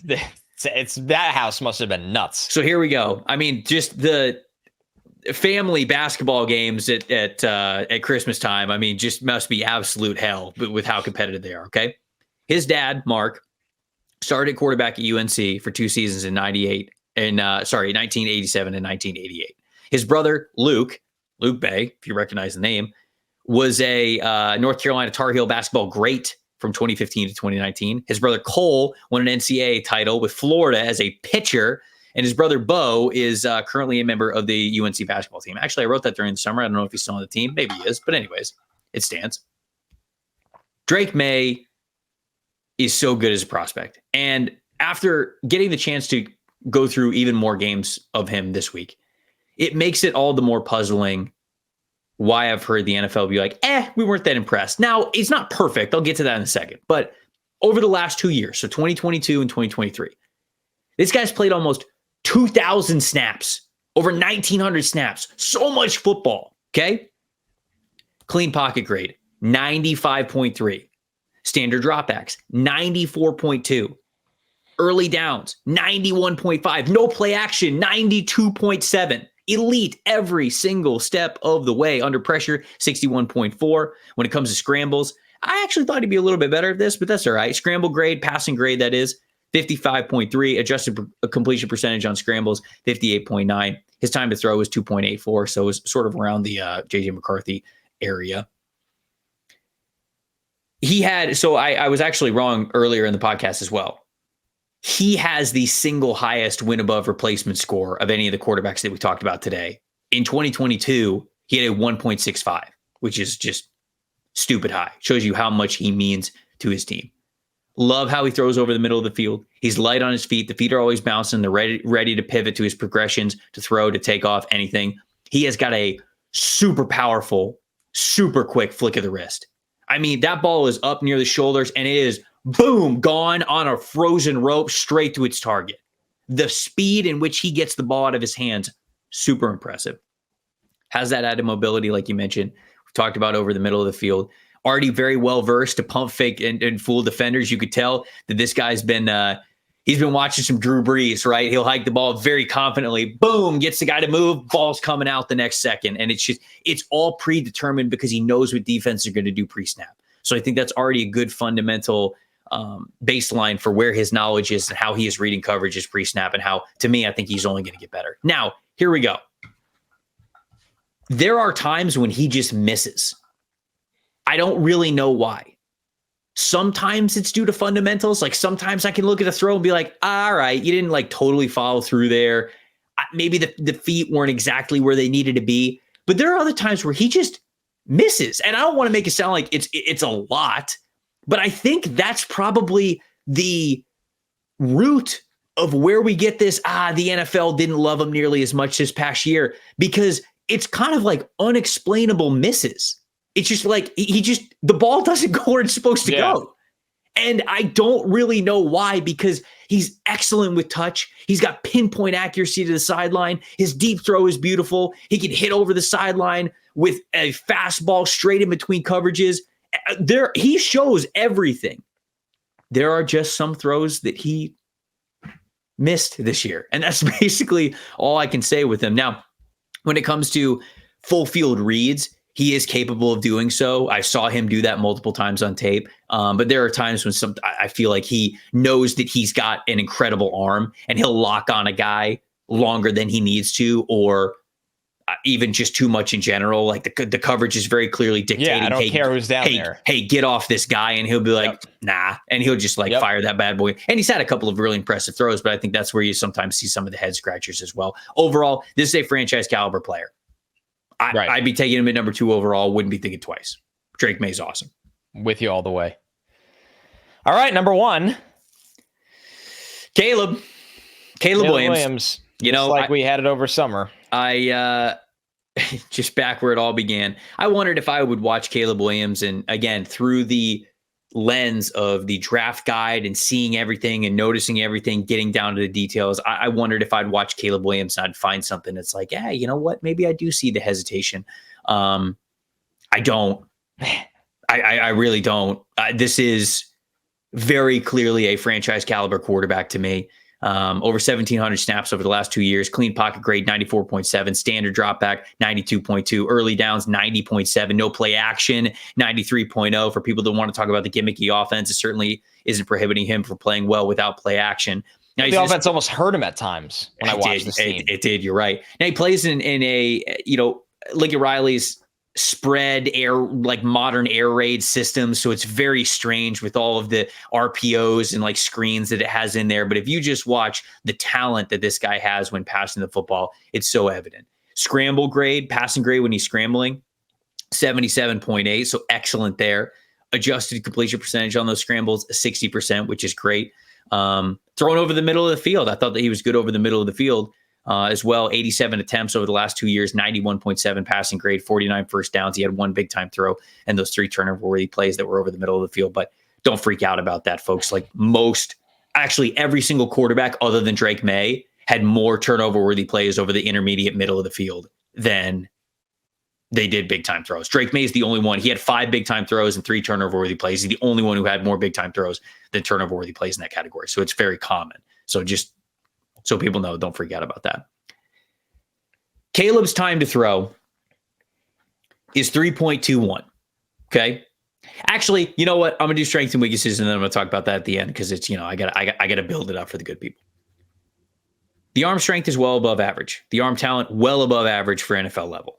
It's fantastic. I think he has the arm talent to hit throws of all different distances and velocities off and on platform. He is an incredible off script passer and playmaker, I think, is the important part. Like some dudes off script, you don't become a playmaker. Caleb Williams becomes a true playmaker. Again, I hate to use the Mahomes comp because it's the easy one to make and people freak out about it. But you know how like quarterbacks will do just like the dumb shit. Well, they'll underhanded throw it, flick it over the corner just because somebody's wide open in the end zone. And you go, yeah, that should be illegal. Like Caleb Williams has that kind of mindset where he sees that kinds of stuff. And that's the elite of the elite that not a lot of people have. I think the footwork is good and the fundamentals of his base. He's got excellent balance and body control as well to, jump and turn and throw and stop on a dime and move and break tackles and force missed tackles, all that. Super competitive player. Turns into a backyard playmaker when he tucks to run, which I absolutely loved about him. And here's the thing. I want people to hear me when I say this. He is a much better processor and somebody who goes through progressions than most people give him credit for. Dude, it's unbelievable. It's crazy. People talk about Caleb Williams like he is a one read, run, big time throw, or turnover worthy play, flip of the coin type. Like he's Zach Wilson at BYU. Dude, he is That's what not they talk about him at all like that. He sees the field very well. He goes through progressions when he is allowed to because of the offensive line and the defense that he's going up against. So I had to make that known to the people and very clear to the people. I'm glad that you agree. Completely. One of the top notes was full field reader that manipulates defenders with his eyes like a pro. 100%. So the time to throw thing. His time to throw is 3.21. That's not just like kind of high. That's you can't function in the NFL if you do that. No, the only guy that even hovers near there is Justin Fields, right? So it's Justin Fields or Lamar. Like Lamar is also consistently over 3, but Lamar's an alien. You throw everything out with Lamar. He's a different category. But, and I want to bring this up. The reason why you look at Lamar's time to throw and you just say, we don't really care about that. We don't care. Yeah, let me tell you, we don't care. We don't care. I'm not saying that you shouldn't care about Caleb Williams in that regard, but if you take away the plays in which they fully broke down and he was moved off of his spot, if you take those away, his time to throw within structure is exactly like everybody else's. Right. It's right around 2.5, 2.6. It is exactly like every other quarterback on this list. Now, where you get the massive time to throw average as a whole is when the play breaks down, he is moved off of his spot or he is scrambling. And the reason why he holds the ball longer than anybody else is because he knows, 1, the ball is best in his hands. 2, like we've talked about on this show, if he does not score a touchdown on every single drive, his team probably is not winning the game because his defense is that bad. This is genuine context for him thinking he has to hold on to the ball to find the biggest throw, to push the ball, to get another first down. That context absolutely matters. So I wanted to make sure people knew that because you're going to hear about time to throw this entire offseason. And yes, it matters. Yes, he has to get a little bit better in structure, but it's not this glaring thing. Like Caleb Williams has to get way better, and it's not like the same issue for Daniels to speed up his process, for McCarthy to speed up his process, for Maye to speed up his process. Like Williams, maybe a little bit more just because he's more unique, but it's basically the same category. And I don't think that I think that people are blowing it way out of proportion with Williams. So all that to say, his arm talent is excellent. His core strength and body control are excellent. His ability as a runner, as a true playmaker, as a backyard football type of dude to make the plays that nobody else even thinks about making, excellent. And I think within the structure, he sees the field so much better than he is given credit for. He can absolutely go through progressions, and he can absolutely be somebody who is an NFL franchise-changing difference maker at that level. Chicago should take him number 1 overall. I'm with everything you said. And it's, going back to I got to score every drive or else we're going to lose. It's like LeBron the first 2 years with the Cavs. Basically, it's like I better. It's amazing. I had to look back. He actually willed the Cavs to 42-40 record his second year, and I mean he averaged over 27 points a game. The next 2 guys under him were averaging like 16 and 14. Like it's just like LeBron just had to do everything, and it's not that USC was that, but USC has talent. But truly, Caleb was put in that kind of spot that he was just playing in a program that the expectations of him were honestly not reachable. I don't think they were possible. It really didn't matter what he did. If you want me to nitpick problems with him, he had a drop off in his play against pressure this year compared to when he was phenomenal in 2022. The turnover worthy plays went up from 4 to 16. No, 9 to 16. Make sure I have that right. That's a big difference. 33 fumbles in 3 seasons. He's got to take care of the ball. No question. I'm glad that you brought that up. The fumbles, 100%. I will say about the turnover worthy plays, though, he had a bad stretch of games. What was it? That Arizona game, Notre Dame, and there was one more in there. Notre Dame was, it was a total outlier game where he looked like a totally different player than any other game. And here's the thing. I think a lot of people are going to harp on that, and that brings down some of the overall statistics. Like, his body of work is bigger than that. He had a couple of rough stretches that week, and I think that was probably part of the season where he was realizing if I do not make the biggest play there is on every single play, we're in trouble. Then we're in trouble. And I think that really affected him. I think he had a bad stretch, but to me, folks, that's all it was to me. I think he had a bad stretch. And quarterbacks in the league, great quarterbacks in the league, have bad stretches. The bar does not have to be perfection. And if there's anything that you could hear from me on this episode, is that I feel like Caleb Williams is measured against perfection. And it's 100%. Not, and it's not fair to him because he does so many great things well. And if you're measuring him against perfection, you're not going to give yourself the ability to see just how talented this dude is. 100%. Go ahead, keep going. Going back to your point about his body and the different movements, it's almost like he's made of rubber at times.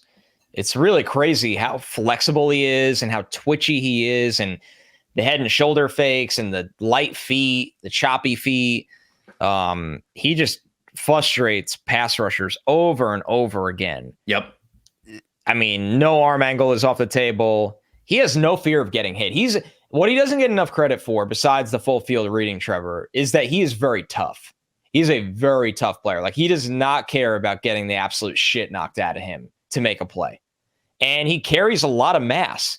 He's not the tallest guy in the world. He's not short, but he's big. Like, he's broad. He can take the hits. He's kind of built like Baker, but in better shape. Oh, yeah. So I see that same broad, like wide build where I'm not 6'5", but like when you hit me, it's not like hitting, a small person. Mm-hmm. So, yeah, I mean, I think he's a good decision maker. He's got 10 picks on 896 pass attempts. Like, that's not an accident. Yes, he could play hero ball. Yes, he could chase big plays and get home runs swinging, but he doesn't make bad decisions often when he does that. Yeah, that's 8 picks while playing hero ball, right? Like, that makes it even more impressive, I think. It's insane. There's so much to like about him. I thought you summed it up really, really well. He's got to be a little careful about just drifting backwards and sideways when that first read isn't open, and he kind of starts to feel like things are crumbling down on him. But that's the case with a lot of young quarterbacks. Just what he can do with his arm talent, his body mechanics, and his toughness, and his, honestly, processing speed, I think, is what makes him a very, very special quarterback. And I think that in the NFL, I think he'll be able to challenge as a runner too. When teams start to sell out to cover because his arm's so lethal, I think he'll understand how to get these free yards all the time, like Mahomes does, like a lot of these guys do. I saw a lot of his play, kind of a little reminiscent to Kyler Murray, but he's bigger than Kyler Murray. And I think he throws with more confidence to different areas of the field than Kyler at times. I agree with you. We want to hear what you think about our takes of this quarterback class, about this quarterback class in general, whatever it is. There's a couple of guys that we didn't get to here on the show because we actually got a time crunch that we got to hit. We gave you almost a 2-hour episode. You can't get 2 hours. But I know there's other guys in this class, Joe Milton, Sam Hartman, Jordan Travis, guys like that who, if you got questions about, hit us up in the comments, or hit us up in the comments about anything else that you want to talk when it comes to quarterbacks in the 2024 NFL Draft. Best way to do that, of course, YouTube channel, youtube.com/@NFL Stock Exchange. If you are audio only, you can hit us up on Twitter /X, Tampa Bay Trey, @Connor J. Rogers, the same thing on Instagram. But we would love to hear from you. Quarterback, everybody's got takes on quarterback. So we would love to hear from you. Do you have different rankings than us? Are we too high on this guy, too low on this guy? Do we see things similarly? Do you see them a little bit differently? Let's have a discussion here. This is a great space to have discussions about quarterbacks. So we'll go back and forth with as many of you guys as we possibly can. We have got a treat for you guys. 2 more episodes this week. I recorded 2 episodes with Brad Spielberger of PFF, who is a free agency guru, wizard, if you will. And I went down and in the span of 2 episodes, asked him about every single team in the NFL and said, okay, let's talk about these team needs and identify if this team is going to hit them more in free agency and which ones they're going to hit more in the draft. So 2 really great discussions that I'm excited for you guys to hear later in the week. But Connor, you got anything else before we get out of here? No, obviously a marathon show, and we knew that. We were excited to talk about these quarterbacks, man. And I'm, this is one I'll be excited to revisit as well. This is a really, really good group, and I can't wait to see their landing spots and how teams build around them and hopefully set a lot of them up for success. And it's going to be a wild ride to kind of see ultimately how they come off the board and when they come off the board. The next time the good people hear from us as a duo will be in Indianapolis for the Combine. So we would love to hear from people. What do you want to hear from us during Combine week? We think it's going to be pretty, reactionary. We're going to, what we're hearing at the Combine, obviously what we hear at the podium, reactions to some of the athletic testing, things like that. But let us know how you would like this channel, NFLSC, to cover the Combine, and we'll try to do our best for it. I'm Trevor Sikkema. That is Connor Rogers. Thank you guys so much for watching and listening to the NFL Stock Exchange podcast. See you guys next week.